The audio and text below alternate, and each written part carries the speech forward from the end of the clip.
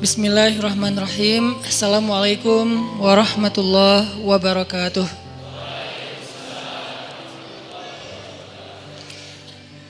Innal hamdalillah nahmaduhu wa nasta'inuhu wa nastaghfiruh.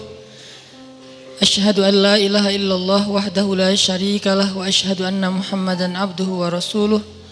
Allahumma salli wa sallim wa barik ala sayyidina Muhammadin wa ala alihi wa sahbihi ajmain. Kita kalau pengen cerdas dalam beramal tuh jadilah orang yang membawa tren. Karena hadis tren tuh apa? Man sanna fil islami sunnatan hasanah, itu tren. Sunnah kalau dalam bahasa fikih, bahasa pesantren tuh teladan. Sesuatu yang diikuti. Kan sunnah sesuatu yang dicontoh, yang diikuti, teladan, apalagi inspirasi. Nah, kalau dalam bahasa kita sunnah itu tren karena diikuti. Jadi siapa yang memberi sebuah tren, apakah dia jadi trendsetter, jadi influencer, jadi yang sekedar nge-repost, siapa yang terlibat dalam sebuah sunnah hasanah, tren yang positif, yang youth friendly, yang anak muda banget, lalu diikuti oleh orang lain karena nggak disebut sunnah kalau belum diikuti, maka dia mendapatkan pahala dari setiap orang yang mengikuti. Jadi kalau kita buat sholat jamaah itu jadi tren, bahwa sholat jamaah itu jangan dianggap sebagai cuman kewajiban doang, kesannya berat.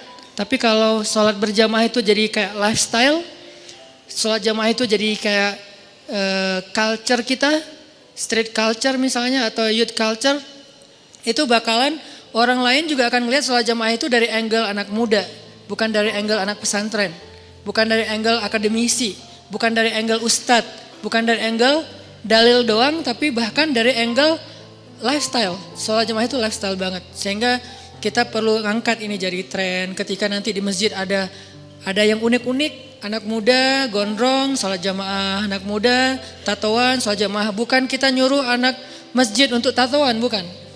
Kita lagi kayak nge-encourage teman-teman tatoan buat ke masjid. Jadi bukan dibalik, wah tatoan ke masjid keren ya, gua nggak ada tato, pakai terus gambarnya kupu-kupu gitu kan, salah gambar gitu.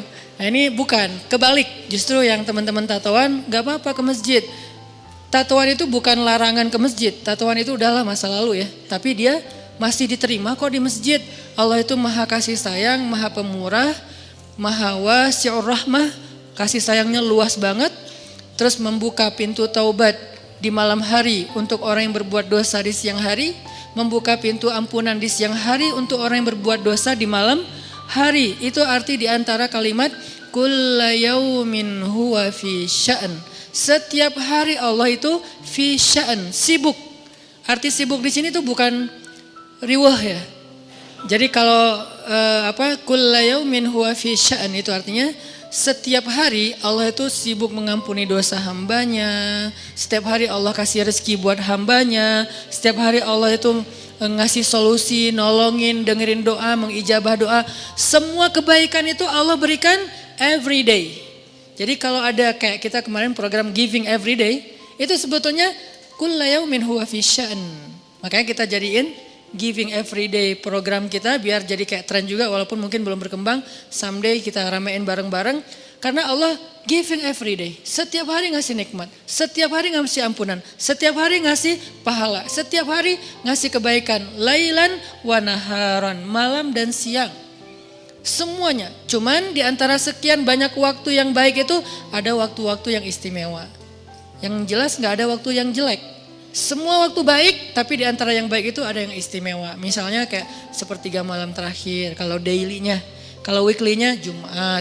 Kalau monthly-nya pertengahan Ayyamul Bait. Kalau setahunnya Ramadan gitu kan. Ramadan juga nanti semua hari di bulan Ramadan baik, tapi nanti ada Lailatul Qadar, malam tertentu di 10 terakhir. Kayak gitu-gitu yang jelas ya setiap hari aja.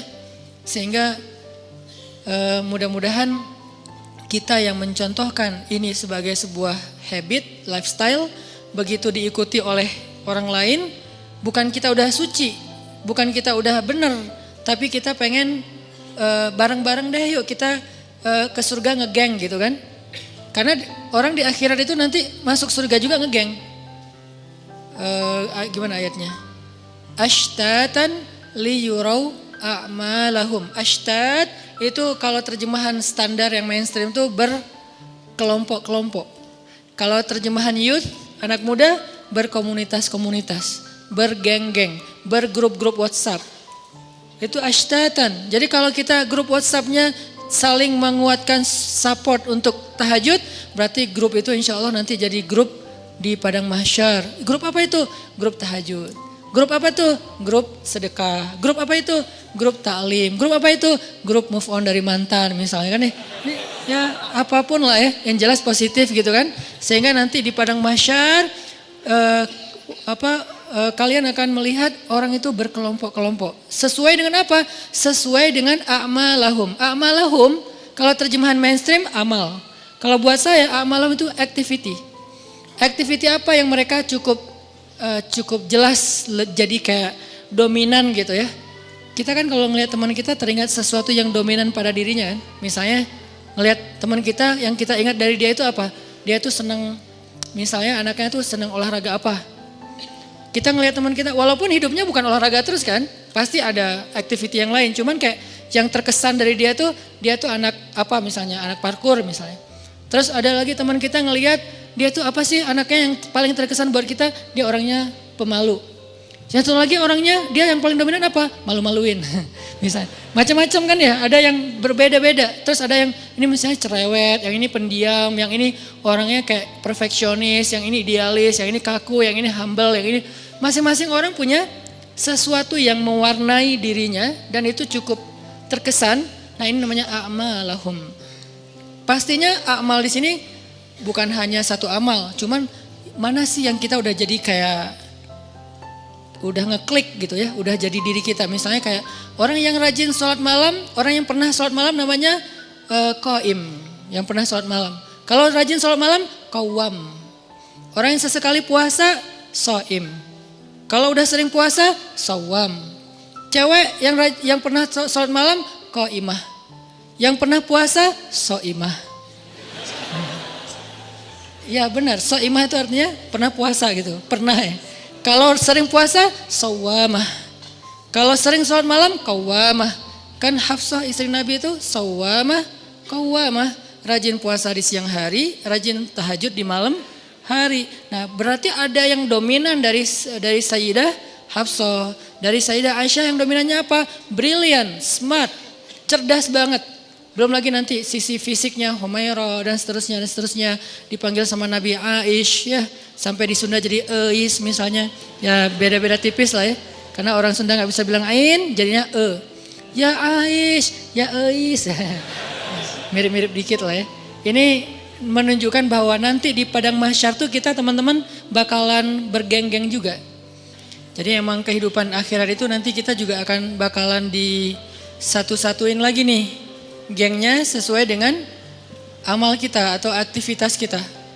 Mudah-mudahan dengan kita kayak sekarang dan dawam artinya terus menerus, kita bisa jaga sampai akhir hayat kita untuk selalu hadir dalam taman-taman surga, yaitu majelis ilmu, tongkrongan zikir. Kelak nanti ketika kita dibangkitin di padang mahsyar, kita akan dibangkitkan dalam keadaan terhormat.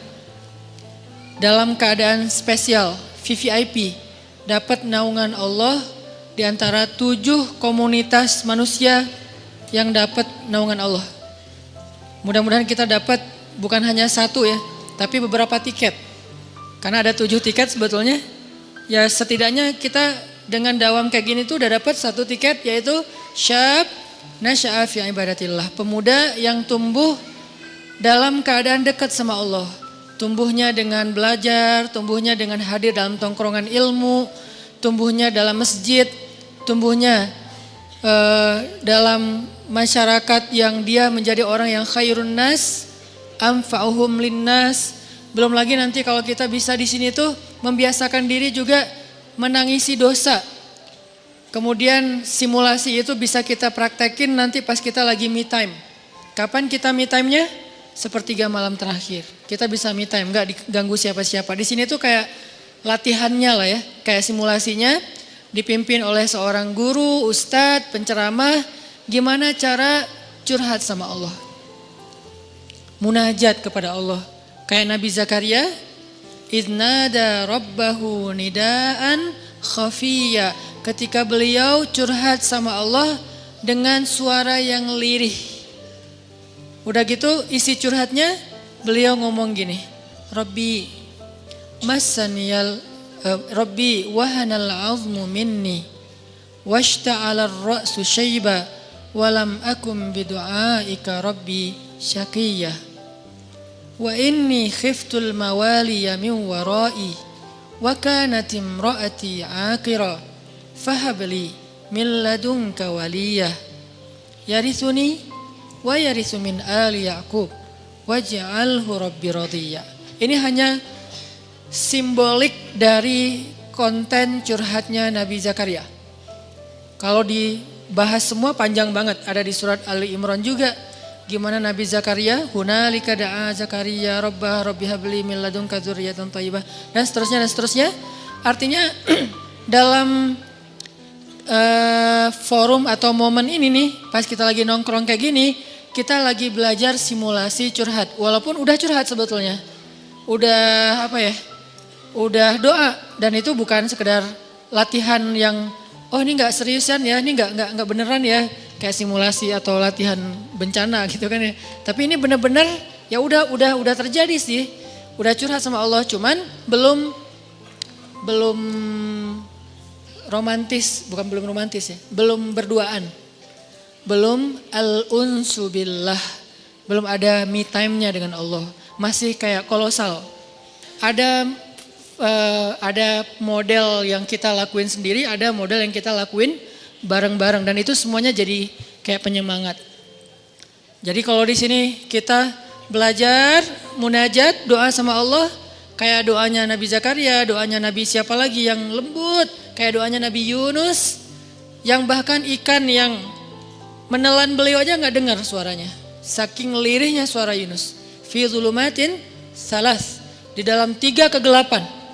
Kegelapan malam, kegelapan samudra, kegelapan perut ikan. Bahkan ikan yang dengar, yang nelan beliau nggak dengar suara Nabi Yunus. Nggak sampai ini ngapain sih orang di dalam kok diam-diam aja, diam-diam baik. Nabi Yunus suaranya saking lirihnya, ikan aja nggak dengar. Tapi suara lirih itu walaupun nggak didengar oleh ikan, menggetarkan arasy Allah Subhanahu Wa Taala. Kenapa? Dia pakai frekuensi rendah. Kalau di Nat Geo tuh ada hewan yang manggil temannya pakai frekuensi rendah. Saya pernah nonton gajah sama paus.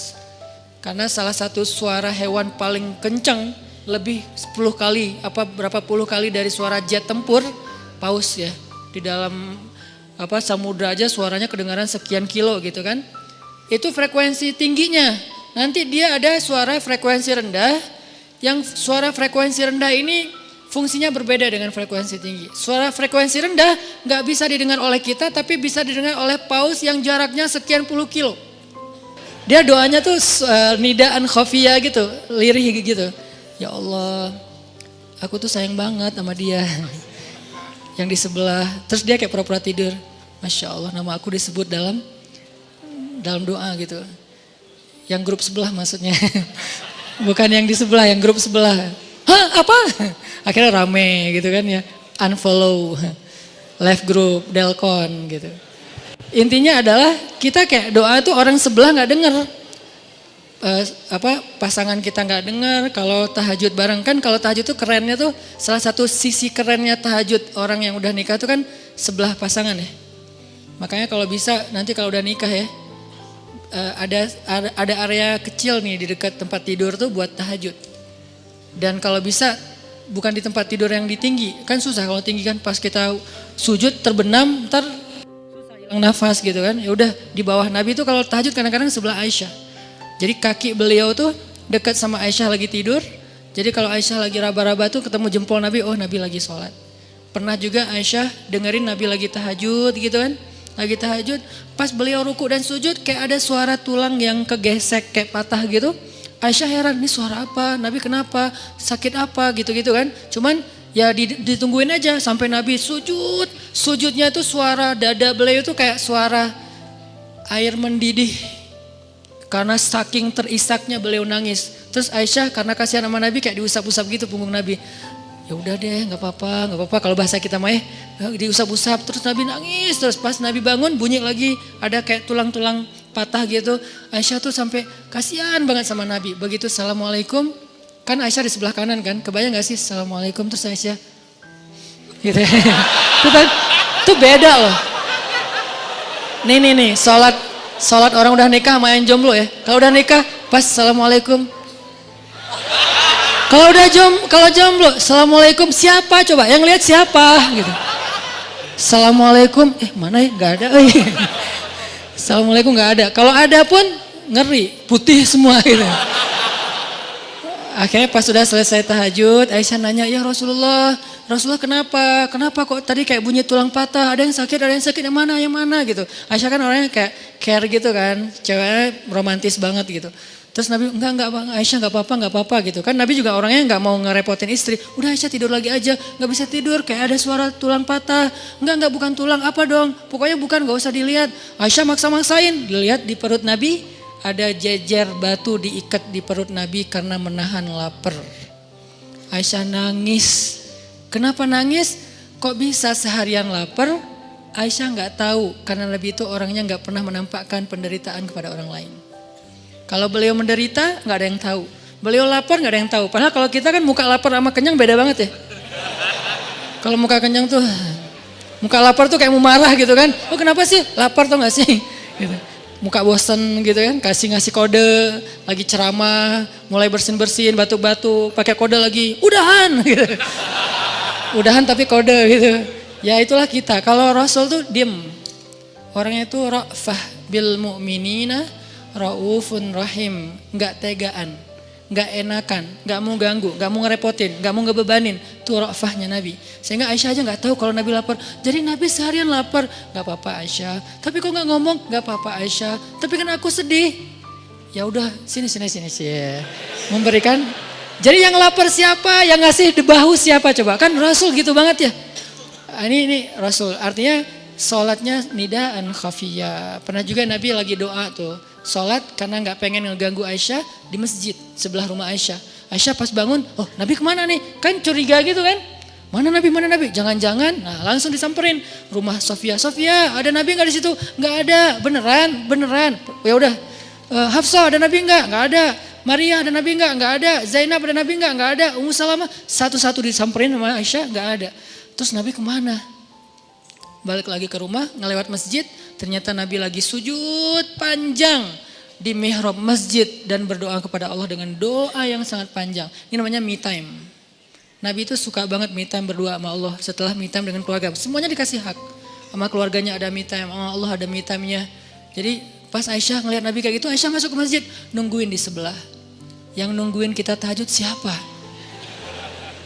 Ada Ustadz, teman kos-kosan. Alhamdulillah gitu. Akhirnya ditungguin sama Aisyah.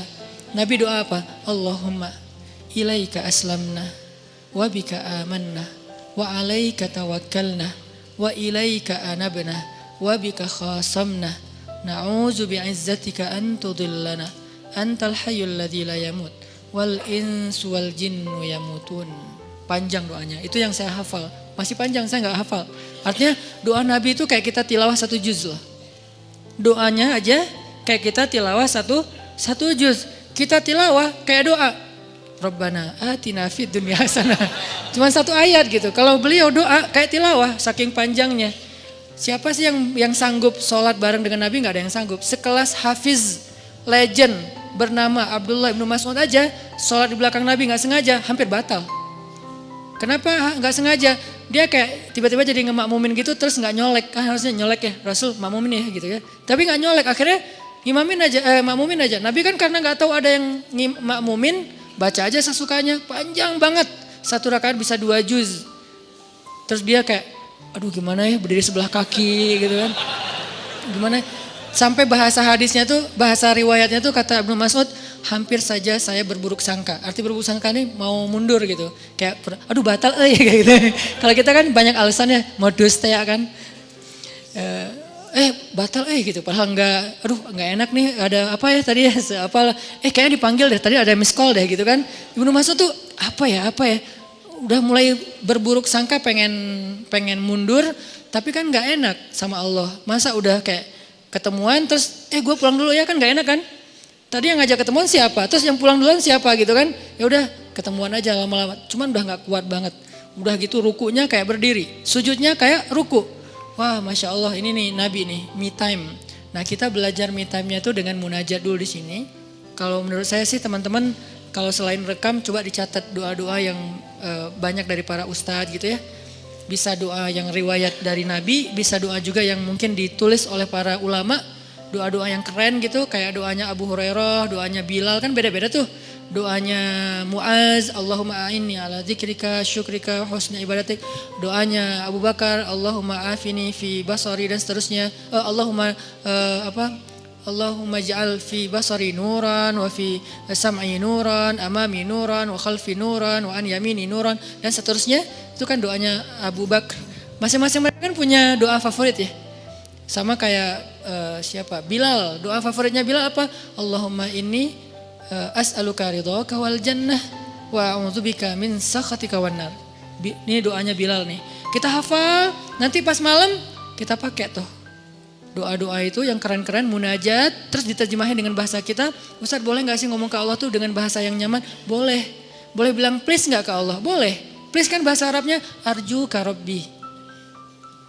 Atau qasodna kayak Allah. Itu kan bahasa kitanya please ya Allah, aku mohon ya Allah gitu kan. Boleh-boleh aja. Oh Allah kok please. Nggak masalah, karena itu bukan berarti nggak sopan. Yang nggak sopan itu kalau kita ngomong ke Allah tuh pakai bahasa celaan, apa itu. Tapi kan ini nggak celaan. Cuman bahasa yang kayak nyaman aja di kita. Terus pakai perasaan gitu, ada rasa malunya, ada rasa kangennya. Ini kita latihan pas gini, nanti malamnya bisa nangis, masuk lagi satu tiket. Apa tiketnya? Orang yang mengingat Allah dalam keadaan me time, sendirian, khalian, lalu air matanya menggenang, membasahi pipinya, dia dapat tiket VIP nanti di padang mahsyar. Jadi kita tuh mudah banget loh, Allah tuh mempermudah banyak urusan, karena Allah tuh gak mau ribet, gak mau nyusahin kita. Yuridullahu bikumul yusra wala yuridu bikumul usr, ma anzalna alaikal Qur'an litashqa, la yukallifullahu nafsan illa usaha, fattakullaha mastata'tum. Semua ini ayat kemudahan. Allah pengen memudahkan kalian, Allah gak pengen nyusahin kalian. Allah tidak menurunkan Al-Quran untuk menyulitkan kalian. Allah tidak membebankan kepada kalian apa yang kalian gak sanggup. Bertakwalah kepada Allah semampu kalian. Bukan haqqa tuqatih, itu diganti dengan pertama ittaqullaha haqqa tuqatih. Sahabat ngeluh, ya Rasulullah gak kuat lagi. Fattakullaha mastata'tum. Kalau gak bisa haqqa tuqatih gak apa-apa, mastata'tum, semampu kalian. Ini artinya gampang lah sebetulnya pengen dekat sama Allah mah. Allah tuh gak ada birokrasi yang ribet, kita dekat aja, duduk di sini udah dekat, menunggu waktu sholat udah dapat pahala kayak jihad ribet. Ini mudah-mudahan kita jaga nih, jadi sebuah tren, kemudian habit, kemudian culture. Kalau udah jadi culture, insya Allah tuh udah akan luar biasa. Jadi udah akan bertahan lama gitu ya. Dimulai dari tren, terus jadi habit secara personal, lama-lama jadi culture di antara kita secara kolosal atau sosial. Lalu diikuti oleh orang lain, kita dapat pahala. Kan keren banget ya, beramal dengan tren kan. Makanya saya bilang dakwah kita itu menyebarkan pesan lewat tren. Makanya namanya pesan_tren.